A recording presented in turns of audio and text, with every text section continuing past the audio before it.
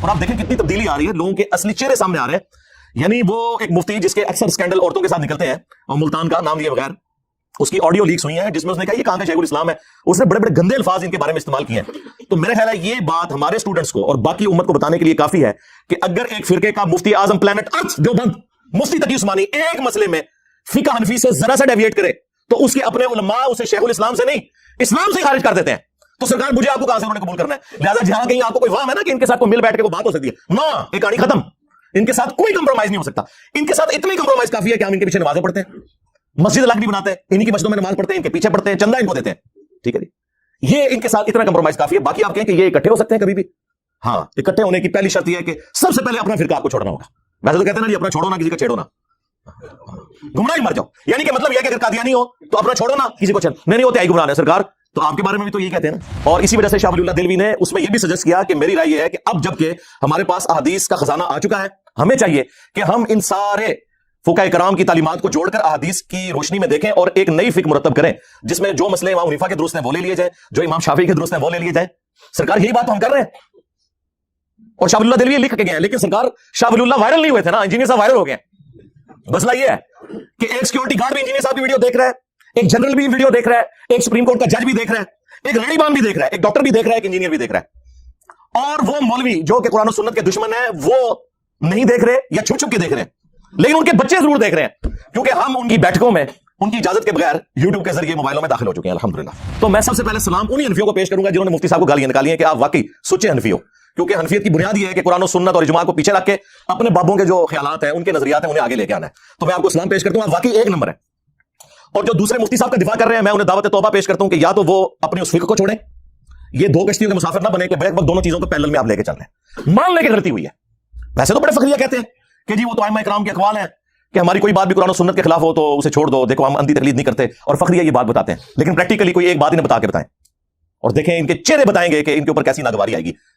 قرآن و سنت کی دشمنی ان کی گھٹی کے اندر آ چکی ہوئی ہے. تو نبی علیہ السلام نے تو کہا کہ یہ جو پوچھ پوچھ کے چل رہے ہو نا, دیکھ لو کہ یہ جو پوچھ پوچھ کے چل رہے ہو وہ صحیح بات بتا رہے ہیں یا اللہ کی وحی کے خلاف بتا رہے ہیں. تبھی کہا نا کہ تم اپنے علماء کی باتوں کو اللہ کی شریعت کے خلاف مان لیا کرتے تھے. تو اس کا مطلب ہے کہ ہر بندے نے دیکھنا ہے کہ یہ مولوی کوڑ پہ مار رہا ہے یا سچ پہ کہتا ہے. یہی مطلب ہوا نا. وہاں تو کسی نے کہا کہ جی ہم تو ناقص العقل ہیں, ہم جاہل ہیں, ہم کیسے دیکھ سکتے ہیں کہ قرآن و سنت میں کیا لکھا ہوا ہے یا رسول اللہ, یہ تو علماء کا کام ہے نا. تو دیکھ لیں اس سے یہ بھی رزلٹ نکلتا ہے. اور ڈگری ان کی اس کی اوقات یہ ہے کہ بریلوی دیوبندیوں کو جاہل کہتے ہیں, دیوبندی بریلویوں کے علماء کو جاہل کہتے ہیں, سنی شیعہ کے, شیعہ سنی کے. یہ ٹوٹل اوقات ہے ان کی ڈگریوں کی. اور ہماری ڈگری صحیح بخاری میں بلغوا عنی ولو آیہ, پہنچا دو میری طرف سے خواہ ایک آیت ہی آتی ہو. یہ نبی علیہ السلام نے ہماری ذمہ داری لگائی ہے. صحیح بخاری میں حدیث ہے, حضرت عبداللہ ابن عباس رضی اللہ تعالی عنہما نے جنازے میں سورہ فاتحہ پڑھی اور تھوڑی بلند آواز سے پڑھی. سنن نسائی میں یہ الفاظ موجود ہے کہ انہوں نے جہرن پڑھی, اور بعد میں انہوں نے جو مقتدی تھے انہیں بتایا کہ یہ میں نے اس لیے بلند آواز سے پڑھی ہے تاکہ تمہیں میں بتاؤں کہ جنازے میں سورہ فاتحہ پڑھنا سنت ہے. یعنی نبی علیہ السلام کا طریقہ ہے. یہ سنت وہ نہیں جو یہ مولویوں نے بنائی ہوئی ہے کہ رفع سنت ہے کہ فرض ہے, نہیں. صحابہ کرام کے زمانے میں یہ والی چلاکیاں نہیں ہوتی تھی جو یہ کرتے ہیں. سنت یعنی رسول اللہ کا طریقہ صلی اللہ علیہ وآلہ وسلم. فجر کی نماز پڑھنا بھی سنت ہے, ظہر کے 4 فرض پڑھنا بھی سنت ہے. سنت مانا طریقوں. مصنف ابن ابی شیبہ میں موجود ہے, سنن نسائی کے اندر موجود ہے. حضرت عمر فاروق رضی اللہ تعالیٰ عنہ نے کوفہ کے جو جسٹس بنائے تھے نا, قاضی شورے, انہیں خط لکھا, اور اس خط میں انہوں نے لکھا کہ جب بھی تمہیں کوئی مسئلہ درپیش ہو سب سے پہلے اللہ کی کتاب میں دیکھنا, اللہ کی کتاب میں نہ پاؤ تو رسول اللہ کی سنت میں دیکھنا صلی اللہ علیہ وآلہ وسلم. سنت میں بھی نہ پاؤ تو پھر اجماع امت میں دیکھنا کہ امت کیا معاملات لے کر اجماعی طور پر چل رہی ہے. پوری امت, صرف فقہ حنفی فقہ شافعی نہیں, پوری امت. اور اگر اجماع میں بھی نہ پاؤ تو پھر تم اجتہاد کر لینا, اور نہ کرو تو بہتر ہے.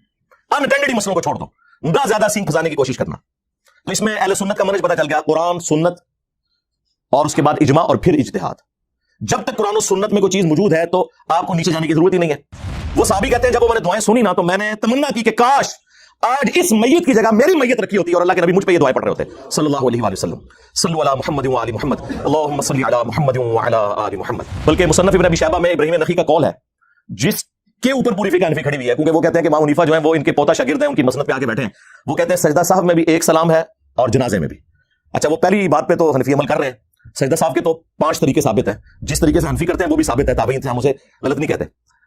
لیکن جہاں سے وہ لے رہے ہیں اس میں موجود ہے کہ صحف میں ایک سلام ہے, یعنی تشہد پڑھنے کے بعد ایک سلام پھیرنا ہے آپ نے اور پھر 2 سجدے کرنے ہیں. جو بعد میں آپ 2 سلام پھیرتے ہیں وہ تو نماز مکمل کرنے کے ہوتے ہیں. اور جنازے میں بھی ایک سلام ہے. اچھا, آدھی انہوں نے بات لی ہوئی ہے کہ وہ سجدہ صاحب اس طریقے پہ کرتے ہیں لیکن نماز جنازہ میں 2 طرف سلام پھیرتے ہیں. تو پوری آپ روایت لیں. اگر کوئی دو طرف بھی پھیر لیتا ہے ہم اس کے اوپر فتوا نہیں لگاتے، تابعین سے ثابت ہے. البتہ نبی علیہ السلام کا جو سنت طریقہ ہے وہ دائیں طرف ایک طرف سلام پھیرنا ہے. یعنی یہ عام نماز اور نماز جنازہ میں جو فرق ہے ان میں سے ایک فرق یہ بھی ہے. عرب ملکوں میں، سعودی عرب میں آپ میں سے اکثر لوگ حج عمرے کے لیے بھی گئے ہوں گے، ہر نماز کے بعد وہاں پہ جنازے ہوتے ہیں اجتماعی، اور ایک طرف بھی سلام پھیرتے ہیں اور سرن پڑھاتے ہیں. نبی علیہ السلام سے جہرن بھی نماز جنازہ ثابت ہے، لیکن آپ کا جو عمومی عمل ہے وہ سرن ہی ہے. سنن نسائی میں موجود ہے کہ نبی علیہ السلام سرن نماز جنازہ پڑھایا کرتے تھے، جس طرح ظہر اور عصر کی نماز پڑھائی جاتی ہے نا اس طرح، لیکن آپ جہرن بھی بعض اوقات پڑھاتے تھے. وہ تعلیم کے طور پہ بھی ہوتا تھا اور جواز کے طور پر بھی، دونوں طریقے سے ثابت ہے. تو بعض لوگوں نے اسے معیوب سمجھا، تو سیدہ عائشہ نے کہا کہ مجھے حیرانگی ہو رہی ہے کہ کوئی زیادہ عرصہ نہیں گزرا، نبی علیہ السلام اسی مسجد میں نماز جنازہ پڑھا کرتے تھے، آپ نے بدری اصحاب کا نماز جنازہ اس کے اندر پڑھا ہے، اور تم میں بعض لوگ اسے معیوب سمجھ رہے ہیں. اچھا، اس حدیث سے دو رزلٹ نکلے. ایک تو یہ کہ عورت بھی نماز جنازہ پڑھ سکتی ہے. عموماً جو یہ عورتوں کی مانیت کی جاتی ہے نا، وہ بے صبری کی وجہ سے نماز جنازہ کے ساتھ نہیں ہو جائیں گی، لیکن جنازہ پڑھ سکتی ہیں. عرب میں تو پڑھتی ہیں جس نماز پڑھتی ہیں مسجد میں. اور دوسرا یہ بھی ثابت ہوا کہ مسجد میں بھی نماز جنازہ درست بلکہ سنت ہے. اور تیسری ایک اور بات بھی ثابت ہوئی کہ جو کیڑے نکالنے والے ہیں نا اور قرآن و سنت کو کم فہمی کی وجہ سے اگنور کرنے والے ہیں، وہ اس زمانے میں بھی موجود تھے. ظاہر وہ بریلوی جو بندی تو نہیں تھے نا جو مخالفت کر رہے تھے، ظاہر نیو مسلم ہوں گے، انہیں چیزوں کا اتنا آئیڈیا نہیں ہوگا. اور اما عائشہ نے ان کی سلام اللہ علیہ اصلاح فرمائی. فقہ حنفی کے تین بڑے مسائل ایسے ہیں جو جس سے وہ خود رجوع کر چکے ہیں. نمبر 1، مدینہ کو حرم امام حنیفہ رحمۃ اللہ علیہ نہیں مانتے تھے، فقہ حنفی والے مانتے ہیں. بخاری مسلم میں 50 سے زیادہ حدیث ہیں کہ مدینہ حرم ہے. نبی علیہ السلام نے کہا اے اللہ، ابراہیم علیہ السلام نے مکے کو حرم بنایا تھا، میں مدینے کو حرم بناتا ہوں. اے اللہ، مدینے کے مد میں برکت عطا فرما، اس کے سا میں برکت عطا فرما. یہ میجرمنٹس کے انسٹرومنٹس ہیں جس طرح کلو گرام اور لیٹرز ہیں. اے اللہ، مدینے کی محبت ہمارے دل میں مکے کی طرح کر دے، بلکہ اس سے بھی زیادہ کر دے. کتنی دعائیں آپ نے فرمائی. تو آج بریلوی دیوبندی حنفی جو ہیں وہ مدینے کو حرم مانتے ہیں. دوسرا، امام حنیفہ رحمۃ اللہ علیہ شوال کے 6 روزوں کو بدعت سمجھتے تھے. ایون امام مالک جو مدینہ شریف میں رہتے ہیں، وہ الموطا امام مالک میں لکھ رہے ہیں کہ میں نے اہل مدینہ کو شوال کے 6 روزے رکھتے ہوئے نہیں پایا، حالانکہ اب سب رکھ رہے ہیں. بخاری کو چھوڑ کے باقی جو 5 کتابیں اہل سنت کی، مسلم، ابو داؤد، ترمذی، نسائی، ابن ماجہ میں یہ حدیث موجود ہے کہ جو رمضان کے بعد شوال کے 6 روزے رکھ لے وہ ایسا ہے جیسا کہ پورے سال کے روزے اس نے رکھے، اور پوری زندگی رکھتا ہے تو پوری زندگی کے روزے. اس میں آپ کی مرضی ہے کہ وہ پورے مہینے میں کسی بھی وقت رکھ لیں. یہ نہیں ہے کہ ایک فوراً بعد رکھ لیں یا ساتھ ہی شروع کر دیں، جب آپ کا دل کرے آپ نے اس ایک مہینے میں 6 روزے پورے کر لیں. تو حنفیوں نے یہ ان کا مسئلہ چھوڑ دیا. امام حنیفہ جو ہے عقیقے کو زمانے جاہلیت کی رسم مانتے تھے، جبکہ بخاری میں موجود ہے نبی علیہ السلام نے فرمایا کہ بچے کی طرف سے عقیقہ کرو. ترمذی، ابو داؤد میں موجود ہے نبی علیہ السلام نے فرمایا لڑکے کی طرف سے 2 بکرے یا بکریاں اور لڑکی کی طرف سے 1 کرو. بچے کی جان گروی ہوتی ہے عقیقے کے، بس خون بہاؤ. خون مانا نہیں پوری جان دینی آپ نے، یہ گائے میں اسے نہیں ڈالنا ہے، بکرا یا بکری. تو یہ 3 مسئلے ایسے ہیں جو چھوڑ دیے انہوں نے. باقی فقہ حنفی والوں کو ہم ریکویسٹ کریں گے کہ آپ ذرا اپنے بابا جی جنہیں سارے بابا مانتے ہیں، شاہ ولی اللہ دہلوی، ان کی کتاب حجت اللہ البالغہ پڑھ کے تو دیکھیں. انہوں نے تقلید کے بارے میں جو طبیعت آپ لوگوں کی صاف کی بھی ہے، انہوں نے کہا کہ امت کی گمراہی کی سب سے بڑی وجہ یہ اندھی تقلید ہے. ہاں، انہوں نے کہا کہ واجب ہے لوگوں کے اوپر کہ جب انہیں سنت پہنچ جائے تو وہ سنت کے مطابق عمل کریں، اپنے امام کے اقوال کو چھوڑ دیں. اور انہوں نے اس میں لکھا ہے جو بخاری اور مسلم سے بغض رکھے وہ سنیت سے خارج ہے.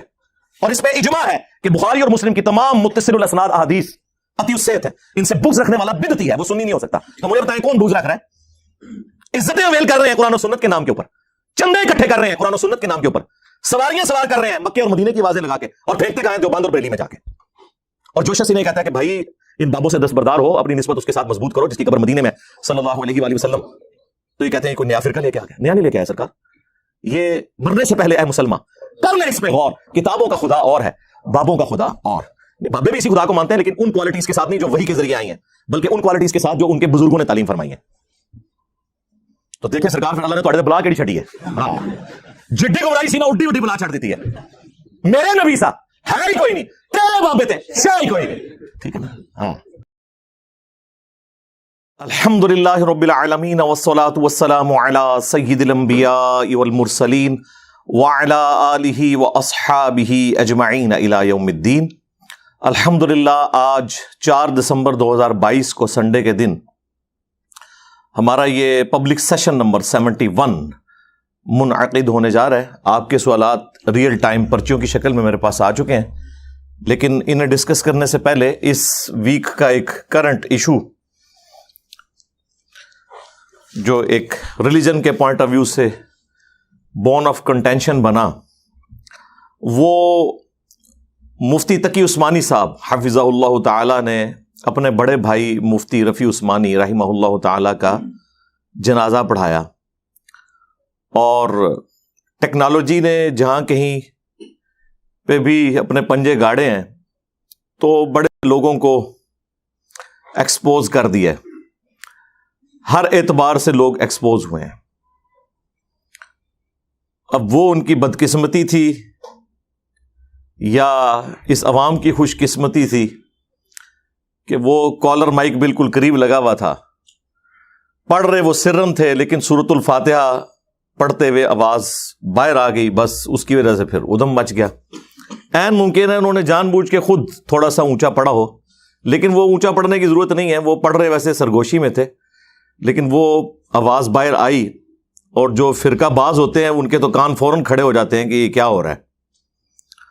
اور اس کے بعد دو طبقات بن گئے، ایک وہ گروہ تھا جو ان کے حق میں بول پڑا، لیکن وہ بولا بھی فرقہ واریت کے انڈر کہ جی یہ جو سورہ فاتحہ پڑھی ہے انہوں نے، یہ ہمارے نزدیک بھی جائز ہے، لیکن ثنا کے طور پر، قرآن کے طور پر نہیں، کیونکہ ہم نے تو ہر وہ بات کرنی ہے جو اللہ کے محبوب صلی اللہ علیہ وآلہ وسلم کی تعلیمات کے اپوزٹ ہو۔ تو ہم یہ کیسے مان لیں کہ سورہ فاتحہ نماز جنازہ میں پڑھی جائے؟ تو وہ ثنا کے طور پر، تعریفی کلمات کے طور پر پڑھی ہے۔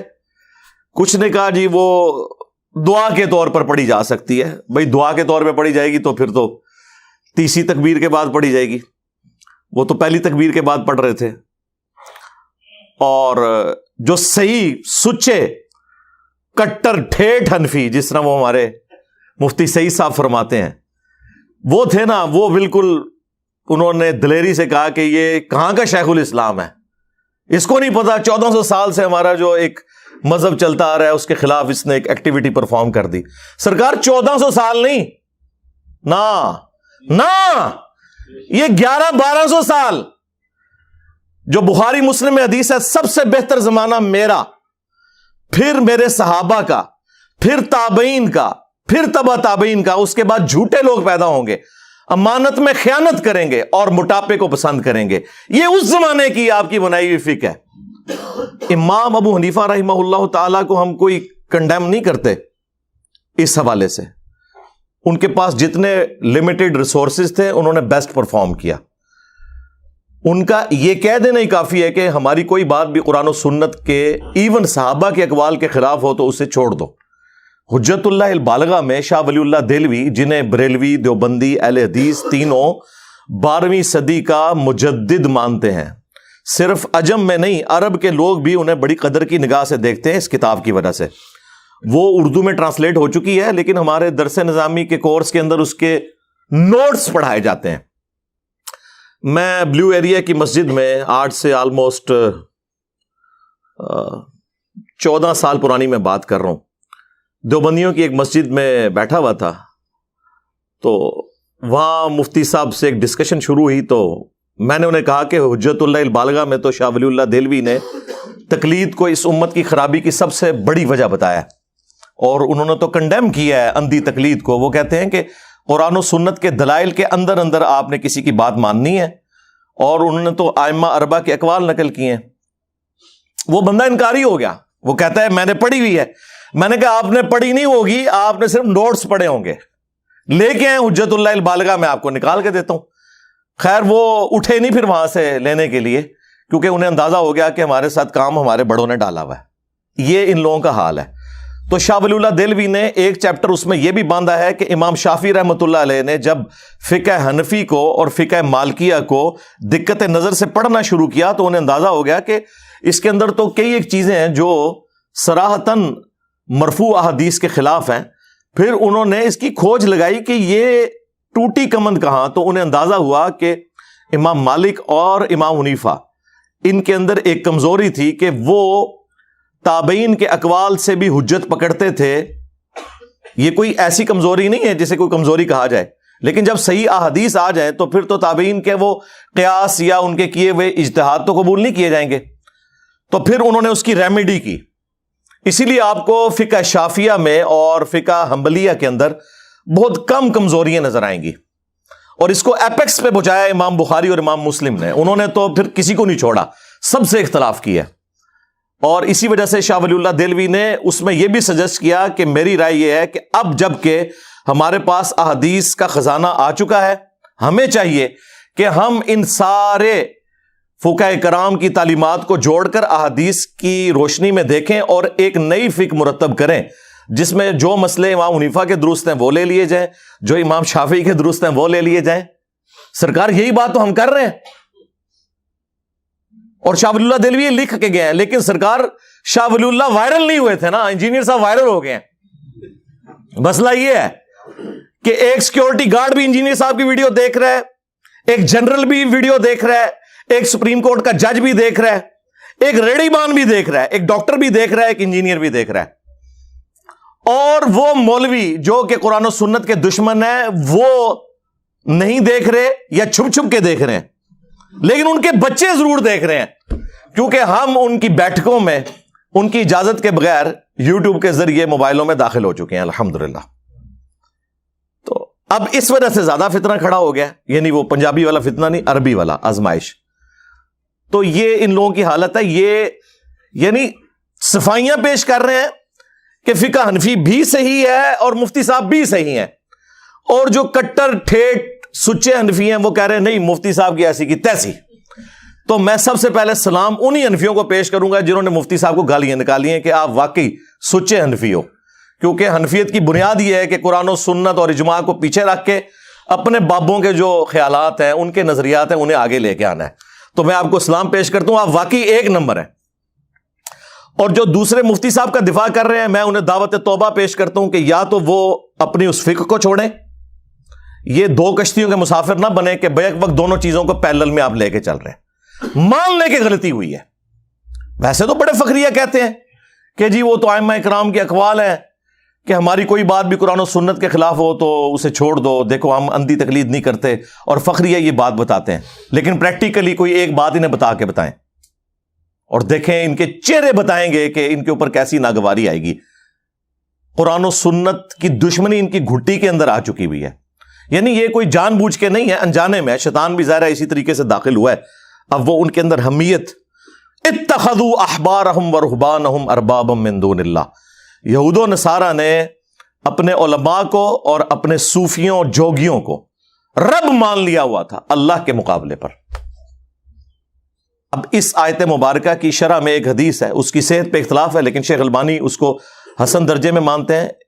جامعہ ترمذی میں ہے, مسند احمد کے اندر موجود ہے, اور شاہ ولی اللہ دہلوی نے بھی تقلید کے رد میں اس حدیث کو حجت اللہ البالغہ میں نقل کیا ہے کہ حاتم طائی جو تھے مشہور عرب کے ایک سخی, ان کے بیٹے مسلمان ہو گئے, عدی ابن حاتم.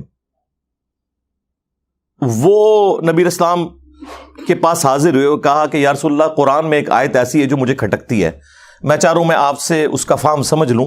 یہ جو سورہ توبہ کی آیت نمبر 31, اتخذوا احبارہم ورہبانہم اربابا من دون اللہ, کہ یہود و نصارہ نے اللہ کے مقابلے پر اپنے مولویوں کو, صوفیوں کو, جوگیوں کو, بزرگوں کو, بزرگان دین کو, علماء کرام کو, علماء کرام کو, کرائم انگلش والا علماء سو کے لیے وہ بھی درست ہے اپنی جگہ, یہ جو رب مان لیا ہوا تھا. تو ہم تو خود عیسائی رہے, ہم نے تو کبھی عبادت نہیں کی اپنے علماء کی.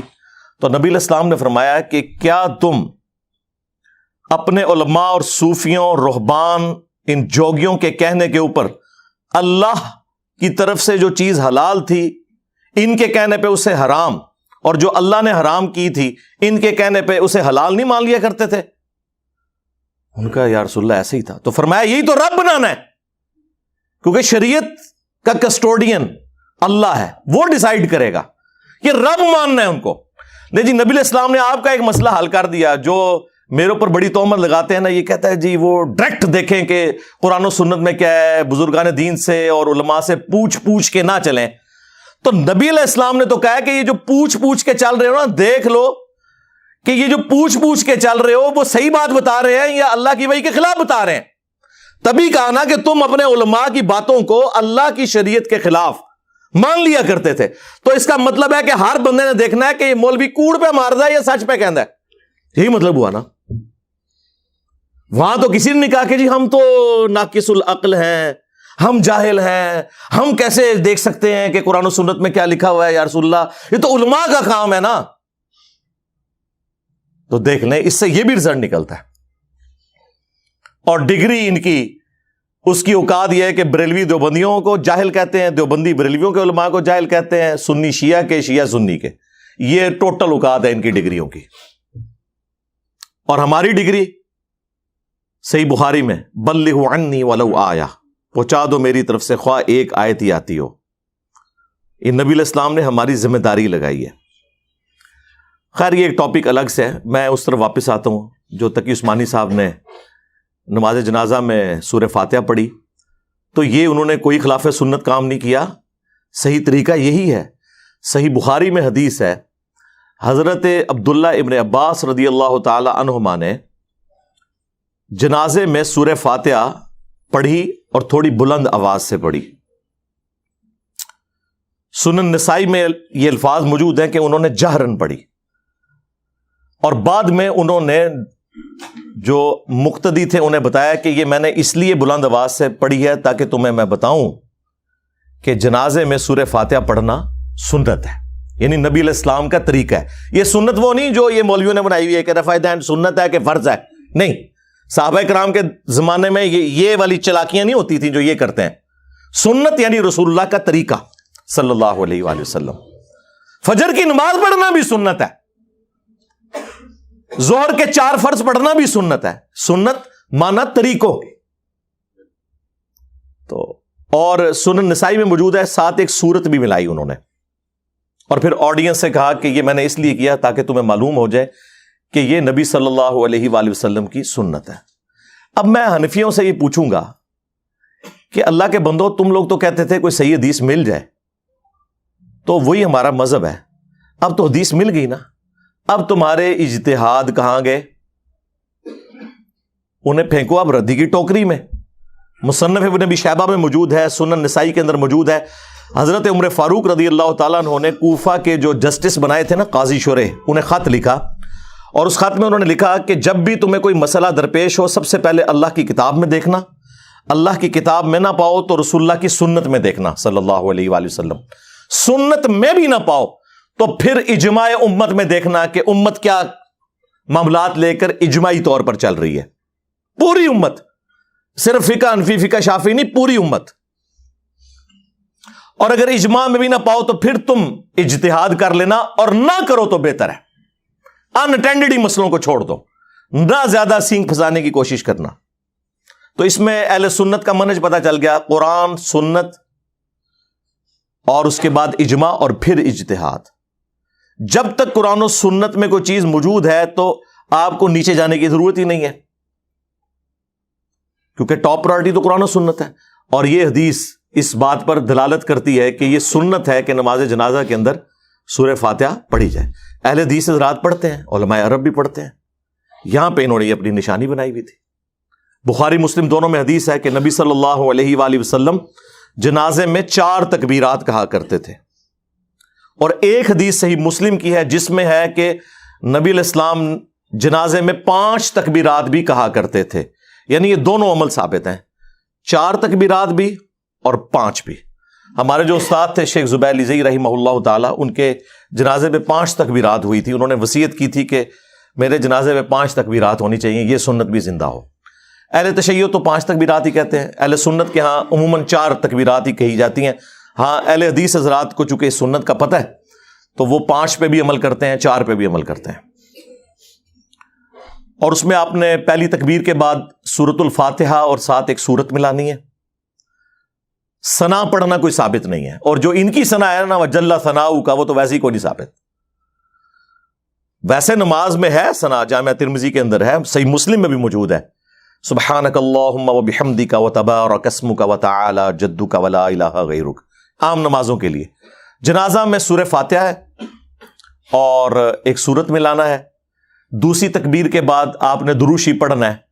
ان کا بنایا ہوا درود شریف نہیں جو بخاری مسلم میں ہے، درود ابراہیمی جو آپ نماز میں پڑھتے ہیں. اور تیسری تکبیر کے بعد آپ نے دعائیں مانگنی ہیں. دعائیں کافی ساری آئی ہیں. ایک تو مشہور دعا ہے جو جامعہ ترمذی میں، ابو داؤد میں، سنن نسائی میں، مشکات میں موجود ہے، اللہم اغفر لحینا ومیتنا وشاہدنا وغائبنا. یہ پوری دعا عام مسلمانوں نے یہی والی یاد کی ہوئی ہے.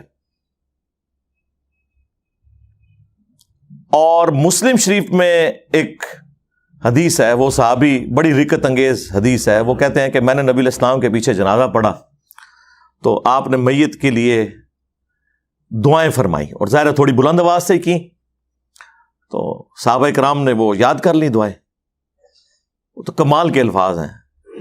نبی علیہ السلام نے دعا کی، اے اللہ اس پہ رحم فرما، اسے بخش دے، اس کی مہمان نوازی فرما، اے اللہ اسے اپنے گھر والوں سے بہتر گھر والے عطا فرما، اسے اس کی بیوی سے اچھی بیوی عطا فرما۔ بڑی رکت انگیز دعا ہے صحیح مسلم کے اندر، وہ ہم انشاءاللہ یہ ساری احادیث ڈسپلے کر دیں گے۔ وہ صحابی کہتے ہیں جب وہ میں نے دعائیں سنی نا تو میں نے تمنا کی کہ کاش آج اس میت کی جگہ میری میت رکھی ہوتی اور اللہ کے نبی مجھ پہ یہ دعائیں پڑھ رہے ہوتے صلی اللہ علیہ وآلہ وسلم۔ صلو علی محمد وآل محمد، اللہم صلی علی محمد وعلی آل محمد۔ تو تیسری تکبیر کے بعد آپ نے وہ دعائیں پڑھنی ہے، اور چوتھی تکبیر کے بعد آپ نے سلام پھیرنا ہے۔ اگر 5 تکبیرات ہوں گی تو پھر چوتھی کے بعد بھی دعائیں مانگنی ہوگی، اور 5ویں تکبیر کے بعد پھر آپ نے سلام پھیرنا ہے، اور سلام دائیں طرف پھیرنا سنت ہے۔ عرب سارے ملکوں میں دائیں طرف پھیرا جاتا ہے، یہاں پہ اہل حدیث تھوڑا سا وہ حنفیوں سے ڈرے ہوئے تھے، اب کچھ ان کو عقل آئی ہے، انہوں نے ایک طرف شروع کیا، ادروائز میجورٹی ابھی بھی 2 طرف پھیرتی ہے۔ سنن کبریٰ البیہقی میں دونوں طرح کی احادیث موجود ہیں۔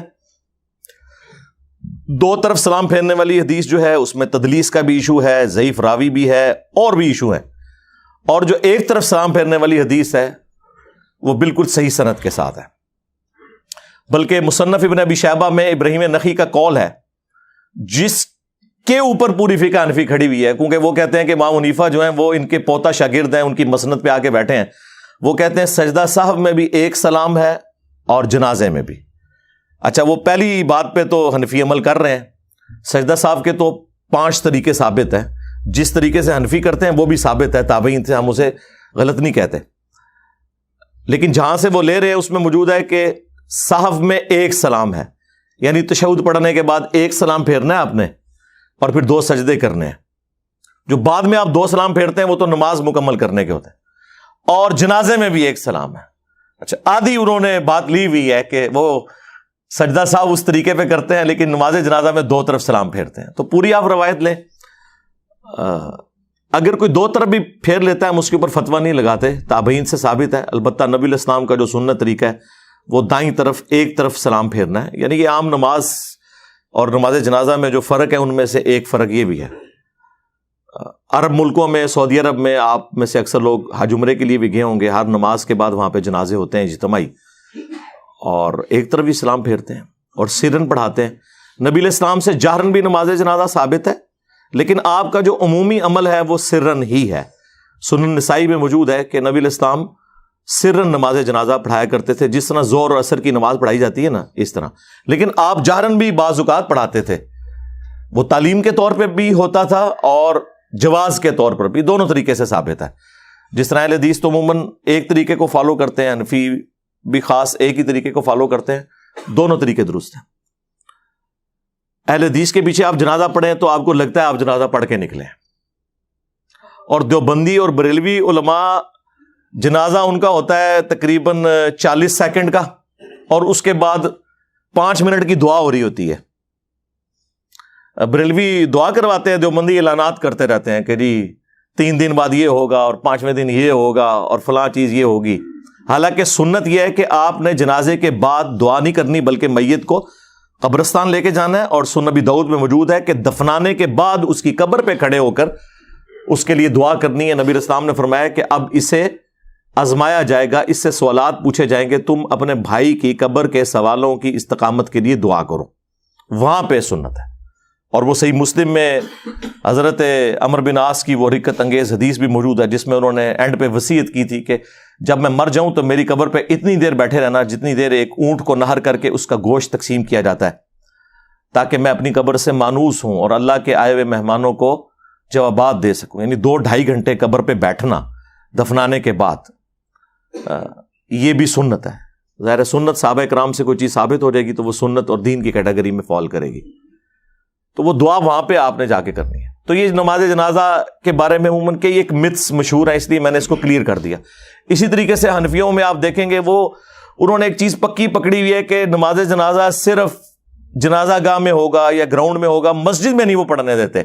ایون کئی مسجدیں ہیں نا، تو مسجد کے باہر وہ میت رکھ کے نا نماز جنازہ پڑھ رہے ہوتے ہیں، مسجد کے اندر نہیں پڑھتے۔ یہ ٹھیک ہے کہ آپ علیہ السلام کی عمومی سنت اور افضل عمل یہی ہے کہ آپ نے جنازہ گاہ یا عیدگاہ میں پڑھنی ہے نماز جنازہ، بخاری مسلم میں احادیث ہے۔ لیکن سرکار مسلم شریف میں یہ ایک حدیث موجود ہے کہ سعد ابن ابی وقاص جب فوت ہوئے، فاتح ایران المتوفا 56 ہجری، جو قادسیہ میں حضرت عمر نے جنہیں امیر لشکر بنا کے بھیجا تھا، اور یہ آخر میں فوت ہونے والے بدری اصحاب میں سے ہیں۔ یہ حضرت معاویہ رضی اللہ تعالیٰ عنہ کے دور میں فوت ہوئے، ان کے بعد دنیا میں کوئی بدری صحابی زندہ نہ رہا۔ بہرحال جب وہ فوت ہوئے تو سیدہ عائشہ نے صحابہ کرام سے کہا کہ سعد کی میت لا کے میرے حجرے کے باہر رکھو۔ اب حجرہ ایڈجسنٹ تھا مسجد نبوی شریف کے، تو میت مسجد میں رکھنی پڑ رہی تھی، اور اما عائشہ نے کہا کہ میں نے اس کا جنازہ پڑھنا ہے تو یہاں لا کے اسے رکھو میت کو۔ تو بعض لوگوں نے اسے معیوب سمجھا، تو سیدہ عائشہ نے کہا کہ مجھے حیرانگی ہو رہی ہے کہ کوئی زیادہ عرصہ نہیں گزرا، نبی علیہ السلام اسی مسجد میں نماز جنازہ پڑھا کرتے تھے، آپ نے بدری اصحاب کا نماز جنازہ اس کے اندر پڑھا ہے، اور تم میں بعض لوگ اسے معیوب سمجھ رہے ہیں۔ اچھا، اس حدیث سے دو رزلٹ نکلے۔ ایک تو یہ کہ عورت بھی نماز جنازہ پڑھ سکتی ہے، عموماً جو یہ عورتوں کی ممانعت کی جاتی ہے نا، وہ بے صبری کی وجہ سے نماز جنازہ کے ساتھ نہیں وہ جائیں گی، لیکن جنازہ پڑھ سکتی ہیں۔ عرب میں تو پڑھتی ہیں جس طرح نماز پڑھتی ہیں مسجد میں۔ اور دوسرا یہ بھی ثابت ہوا کہ مسجد میں بھی نماز جنازہ درست بلکہ سنت ہے۔ اور تیسری ایک اور بات بھی ثابت ہوئی کہ جو کیڑے نکالنے والے ہیں نا، اور قرآن و سنت کو کم فہمی کی وجہ سے اگنور کرنے والے ہیں، وہ اس زمانے میں بھی موجود تھے۔ ظاہر ہے وہ بریلوی دیوبندی تو نہیں تھے نا جو مخالفت کر رہے تھے، ہاں ظاہر ہے نیو مسلم ہوں گے، انہیں ان چیزوں کا اتنا آئیڈیا نہیں ہوگا، اور اما عائشہ نے ان کی سلام اللہ علیہا اصلاح فرمائی۔ تو یہ ساری چیزیں بھی ساتھ میں اس لیے کلیئر کر رہا ہوں تاکہ آپ کو یہ جو متس مشہور ہوئی ہیں نا عجیب و غریب قسم کی عوام الناس کے اندر، وہ آپ کو کلیئر ہو کہ یہ قرآن و سنت کی تعلیمات بالکل اس حوالے سے واضح ہیں کہ آپ نے سنت طریقے پہ کس طریقے سے نماز جنازہ کو ادا کرنا ہے۔ باقی نبی صلی اللہ علیہ وآلہ وسلم کے بارے میں بھی، اور عبداللہ ابن عمر سے بھی آتا ہے المصنف ابن ابی شیبہ میں، المصنف عبد الرزاق کے اندر، کہ وہ ہر تکبیر کے اوپر رفع الیدین بھی کرتے تھے۔ یعنی آپ نے جتنی تکبیرات کہنی ہے نا، تو اللہ اکبر کے ساتھ آپ نے ہاتھوں کو بھی بلند کرنا ہے۔ نماز جنازہ ہو، نماز عیدین ہو، قیام کی حالت میں جب بھی تکبیر کہی جائے گی نا، تو آپ نے رفع الیدین کرنا ہے۔ یہ اصولی حدیث سنن نبی داؤد کے اندر موجود ہے کہ نبی علیہ السلام رکوع سے پہلے جب بھی تکبیر کہتے تھے نا، تو رفع الیدین کرتے تھے۔ کوئی بھی تکبیر ہوتی تھی، چاہے وہ عیدین کی ہو، چاہے وہ جنازہ کی ہو، ایون وطر کی دعا سے پہلے بھی اگر آپ تکبیر کہیں تو آپ رفع الیدین کریں، اور اس کے بعد دعائے قنوت پڑھیں۔ تو یہ سنت ہے۔ اس کے بعد آپ کی مرضی ہے، آپ نے ہاتھ باندھ کے نماز جنازہ پڑھنا یا ہاتھ کھول کے، وہ عام نماز میں بھی دونوں طریقے سے سنت ہے۔ میری اس کے اوپر کئی ایک ویڈیوز ریکارڈڈ ہیں، وہ آپ دیکھ سکتے ہیں۔ باقی فقہ حنفی والوں کو ہم ریکویسٹ کریں گے کہ آپ ذرا اپنے بابا جی، جنہیں سارے ہی بابا مانتے ہیں، شاہ ولی اللہ دہلوی، ان کی کتاب حجت اللہ البالغہ پڑھ کے تو دیکھیں۔ انہوں نے تقلید کے بارے میں جو طبیعت آپ لوگوں کی صاف کی ہوئی ہے نا، انہوں نے کہا کہ امت کی گمراہی کی سب سے بڑی وجہ یہ اندھی تقلید ہے۔ ہاں، انہوں نے کہا کہ واجب ہے لوگوں کے اوپر کہ جب انہیں سنت پہنچ جائے تو وہ سنت کے مطابق عمل کریں، اپنے امام کے اقوال کو چھوڑ دیں۔ اور انہوں نے اس میں لکھا ہے جو بخاری اور مسلم سے بغض رکھے وہ سنیت سے خارج ہے، اور اس پہ اجماع ہے کہ بخاری اور مسلم کی تمام متصل الاسناد احادیث قطعی الصحت ہے۔ ان سے بغض رکھنے والا بدعتی ہے، وہ سنی نہیں ہو سکتا۔ تو مجھے بتائیں کون بغض رکھ رہا ہے؟ عزتیں اویل کر رہے ہیں قرآن و سنت کے نام کے اوپر، چندے اکٹھے کر رہے ہیں قرآن و سنت کے نام کے اوپر، سواریاں سوار کر رہے ہیں مکے اور مدینے کی آوازیں لگا کے، اور پھینکتے کہاں ہیں دیوبند اور بریلی میں جا کے۔ اور جو شخص انہیں کہتا ہے کہ بھائی ان بابوں سے دستبردار ہو، اپنی نسبت اس کے ساتھ مضبوط کرو جس کی قبر مدینے میں صلی اللہ علیہ وآلہ وسلم، تو یہ کہتے ہیں کوئی نیا فرقہ لے کے آ گیا۔ نیا نہیں لے کے آیا سرکار، یہ مرنے سے پہلے اے مسلمان کر لے اس پہ غور، کتابوں کا خدا اور ہے، بابوں کا خدا اور۔ بابے بھی اسی خدا کو مانتے ہیں، لیکن ان کوالٹیز کے ساتھ نہیں جو وحی کے ذریعے آئی ہیں، بلکہ ان کوالٹیز کے ساتھ جو ان کے بزرگوں نے تعلیم فرمائی ہیں۔ تو دیکھیں سرکار، پھر اللہ نے تو اڑے بلا کیڑی چھڑی ہے، ہاں جڈی گمراہی سی نا اڈی وڈی بلا چھڑ دیتی ہے۔ میرے نبی سا ہے ہی کوئی نہیں، تیرے بابے تے شے ہی کوئی نہیں، ٹھیک ہے نا؟ ہاں تو وہ آپ یہ دیکھیں، یہ جب کبھی گمراہی بڑے لیول کی آتی ہے نا، تو اس کے آگے پھر ہرڈل اور رکاوٹ، اور اسے ختم کرنے کے لیے اسی لیول کی بڑی آواز پھر بلند ہوتی ہے۔ اور یہ یقین کریں کہ مجھے بھی نہیں پتا کہ مجھے کس طریقے سے اللہ تعالیٰ نے لا کے تو اس پلیٹ فارم پہ اتنی دلیری کے ساتھ کھڑا کر دیا۔ یہ انسان اپنی مرضی سے کچھ نہیں کر سکتا، اللہ تعالیٰ وقت کے ساتھ حالات و واقعات فیوریبل کرتا ہے۔ ظاہر ہے کہ ابھی اس وقت جو ہم باتیں کر رہے ہیں، آج سے 15-20 سال پہلے تو تصور ہی نہیں تھا، ملک کے حالات ہی ایسے نہیں تھے۔ ہر چیز فیوریبل ہوتی ہے، اللہ تعالیٰ کی تائید شامل ہوتی ہے، تو پھر یہ معاملات بہتری کی طرف جاتے ہیں۔ تو ہم ان کو بار بار یہ چیز سمجھا رہے ہیں کہ اللہ سے ڈر جائیں، اپنی اصلاح کریں، اور جو آپ فخریہ بتاتے ہیں کہ ہم اندھے مقلد نہیں ہیں، اور کئی جگہ پہ واقعی آپ لوگوں نے اپ رائٹ ہونے کا ثبوت دیا ہے۔ مثلا فقہ حنفی کے 3 بڑے مسائل ایسے ہیں جس سے وہ خود رجوع کر چکے ہیں۔ نمبر 1، مدینہ کو حرم امام حنیفہ رحمۃ اللہ علیہ نہیں مانتے تھے، فقہ حنفی والے مانتے ہیں۔ بخاری مسلم میں 50 سے زیادہ احادیث ہیں کہ مدینہ حرم ہے۔ نبی علیہ السلام نے کہا، اے اللہ، ابراہیم علیہ السلام نے مکے کو حرم بنایا تھا، میں مدینے کو حرم بناتا ہوں۔ اے اللہ، مدینے کے مد میں برکت عطا فرما، اس کے سا میں برکت عطا فرما۔ یہ میئرمنٹس کے انسٹرومنٹس تھے، جس طرح کلو گرام اور لیٹرز ہیں۔ اے اللہ، مدینے کی محبت ہمارے دل میں مکے کی طرح کر دے، بلکہ اس سے بھی زیادہ کر دے۔ کتنی دعائیں آپ نے فرمائی۔ تو آج بریلوی دیوبندی حنفی جو ہیں وہ مدینے کو حرم مانتے ہیں۔ دوسرا، امام حنیفہ رحمۃ اللہ علیہ شوال کے 6 روزوں کو بدعت سمجھتے تھے۔ ایون امام مالک جو مدینہ شریف میں رہتے ہیں، وہ الموطا امام مالک میں لکھ رہے ہیں کہ میں نے اہل مدینہ کو شوال کے 6 روزے رکھتے ہوئے نہیں پایا، حالانکہ اب سب رکھنے ہیں۔ بخاری کو چھوڑ کے باقی جو 5 کی 5 کتابیں اہل سنت کی، مسلم، ابو داؤد، ترمذی، نسائی، ابن ماجہ میں یہ حدیث موجود ہے کہ جو رمضان کے بعد شوال کے 6 روزے رکھ لے، وہ ایسا ہے جیسا کہ پورے سال کے روزے اس نے رکھے، اور پوری زندگی رکھتا رہے تو پوری زندگی کے روزے۔ اس میں آپ کی مرضی ہے کہ وہ پورے مہینے میں کسی بھی وقت رکھ لیں، یہ نہیں ہے کہ ایک فوراً بعد رکھ لیں یا 7 ہی شروع کر دیں، جب آپ کا دل کرے آپ نے اس ایک مہینے میں وہ 6 روزے پورے کرنے ہیں۔ تو حنفیوں نے یہ ان کا مسئلہ چھوڑ دیا۔ امام حنیفہ جو ہے عقیقے کو زمانہ جاہلیت کی رسم مانتے تھے، جبکہ بخاری میں موجود ہے نبی علیہ السلام نے فرمایا کہ بچے کی طرف سے عقیقہ کرو۔ ترمذی ابو داؤد میں موجود ہے نبی علیہ السلام نے فرمایا لڑکے کی طرف سے 2 بکرے یا بکریاں اور لڑکی کی طرف سے 1 کرو۔ بچے کی جان گروی ہوتی ہے عقیقے کے عوض خون بہاؤ۔ خون مانا ہے نہیں پوری جان دینی ہے آپ نے، یہ گائے میں اسے نہیں ڈالنے، بکرا یا بکری۔ تو یہ 3 مسئلے ایسے ہیں جو چھوڑ دیے انہوں نے۔ باقی یہ جو کسی کو وہم آ جاتا ہے نا، یار وہ اتنے بڑے بزرگ سے کیسے بات چھپی رہے گی، اور چھڑ دو، ان سے بڑے بڑے بزرگوں سے باتیں چھپی رہ گئی ہیں۔ بخاری مسلم دونوں میں حدیث ہے، حضرت عمر امیر المومنین ہے، ان کے دور کے اندر حضرت ابو ہریرہ رضی اللہ تعالیٰ عنہ اور حسان ابن ثابت مسجد نبوی میں بیٹھے ہوئے ہیں۔ حضرت حسان جو ہیں وہ انہیں نعتیہ اشعار سنا رہے ہیں۔ حضرت عمر وہاں سے گزرے، کہا کچھ نہیں، صرف دیکھا۔ انہوں نے کہا عمر اس طرح نہ دیکھ میری طرف، تجھ سے بہتر شخص مسجد میں ہوتا تھا، میں اسے بھی نعتیہ اشعار سناتا تھا۔ حضرت عمر کا اتنا روب ہے، اور دیکھیں حضور کے اسٹوڈنٹس کتنے دلیر ہیں، یعنی یہ وہی ہے، یہ شاعری کوئی نہیں، ہاں یہ وہی ہے۔ ہاں تو حضرت عمر نے کہا کہ اپنا گواہ لے کے آؤ۔ انہوں نے کہا یہ ابو ہریرہ بیٹھے ہیں، ان سے پوچھے۔ تو حضرت ابو ہریرہ نے کہا کہ میں گواہی دیتا ہوں کہ نبی علیہ السلام نہ صرف حضرت حسان سے نعتیہ اشعار سنتے تھے بلکہ دعا فرمایا کرتے تھے، اے اللہ حسان کی مدد فرما روح قدس کے ذریعے، جس طرح تو نے عیسیٰ ابن مریم کی مدد فرمائی تھی، وہ ایدناہ بروح القدس۔ تو حضرت عمر وہاں سے چلے گئے۔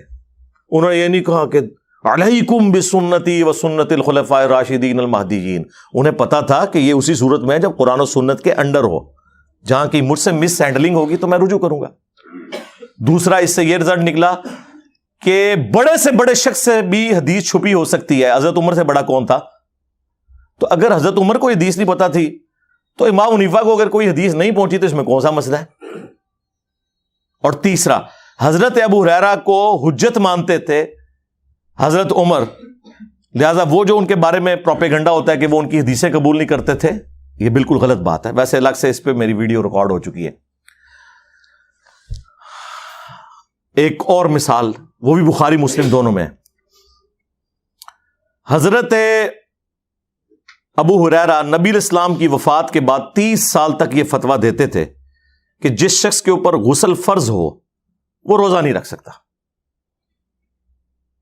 30 سال میں نے کیلکولیٹ کیے کیونکہ اس وقت مدینے کا گورنر مروان بن حکم تھا، اور مروان بن حکم حضرت معاویہ کے دور میں رضی اللہ تعالیٰ عنہ گورنر مدینہ بنا.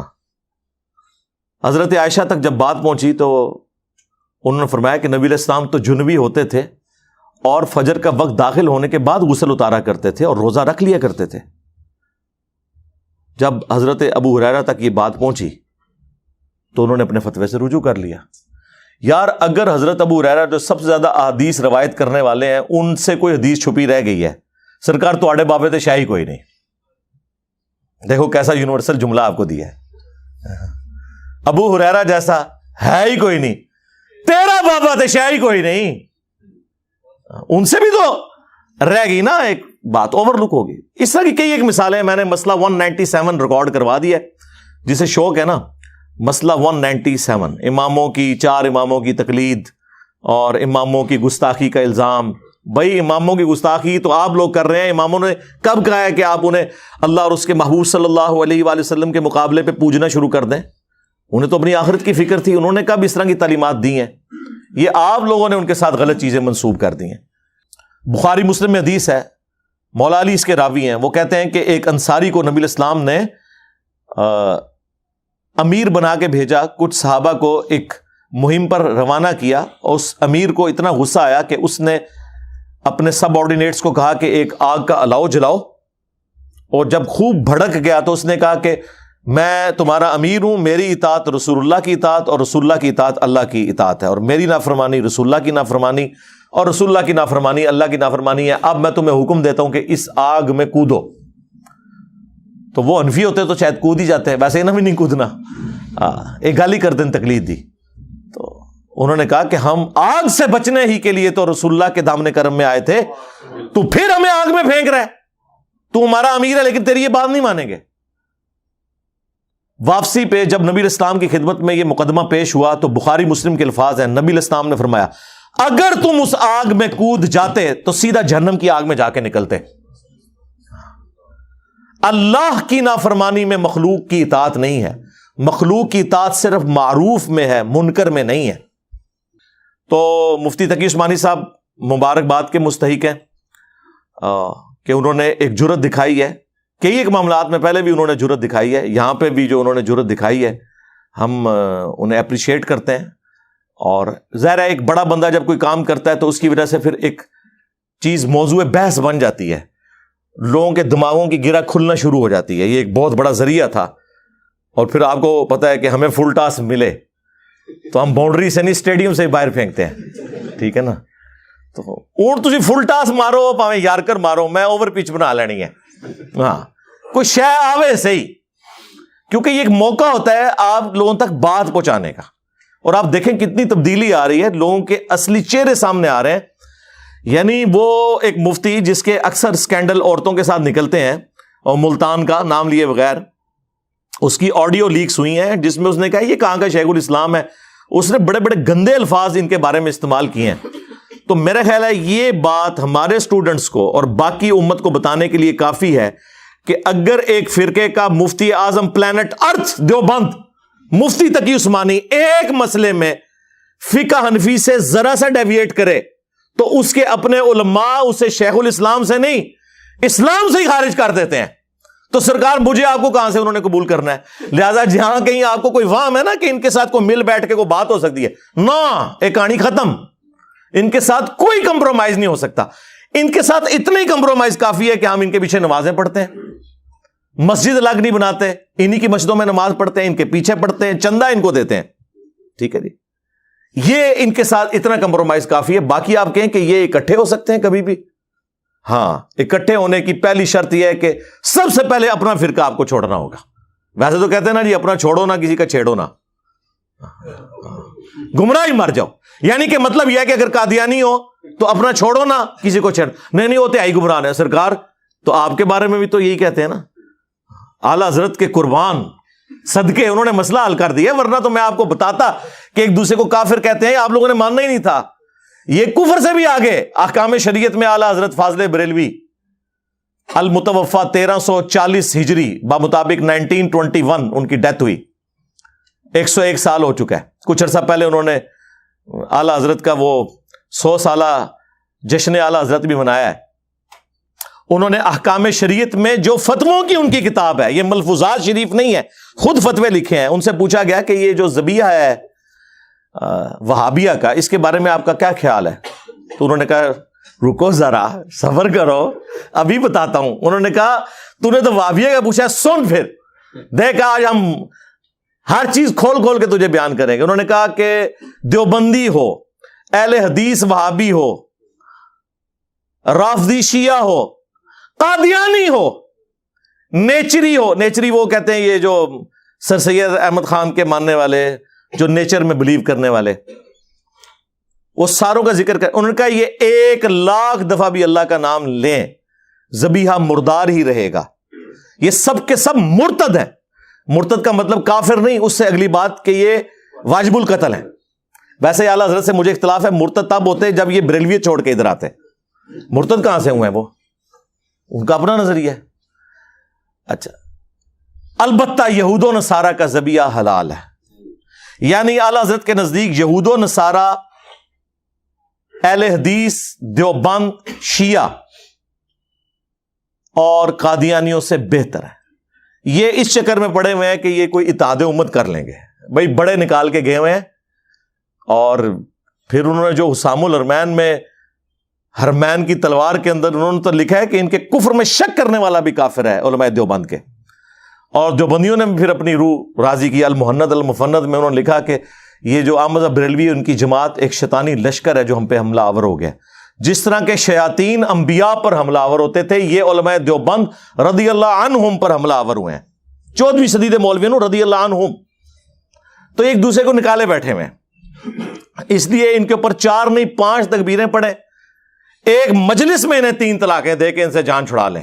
یہ ان کی اصلاح ممکن نہیں سوائے اس کے کہ آپ لوگوں کو قرآن و سنت کی تعلیمات بتائیں اور ان لوگوں کو ایکسپوز کریں کہ یہ کس طریقے سے دین کا مذاق اڑا رہے ہیں. اور یہی کام ہم کر رہے ہیں الحمدللہ.